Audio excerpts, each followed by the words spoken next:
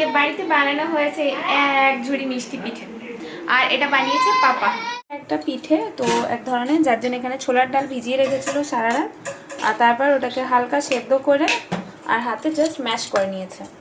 আর এখানে আছে নারকেল কোড়া, আর যতটা পরিমাণ ছোলার ডাল ততটা আখের গুড়, এখানে আখের গুড় কেটে রেখেছে, এটা মিক্স করে এবার নারকেল কোড়া দিয়ে দিচ্ছে। এটা একটা পুর মতো হবে।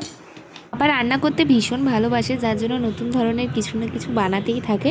তো আজকে যে পিঠেটা বানাচ্ছে তার জন্য দেখো এখানে ছোলার ডাল, নারকেল আর গুড় ভালো মতো পাক দিয়ে নিতে হবে, এটা তারপর একটু নাড়ুর মতো হয়ে যাবে।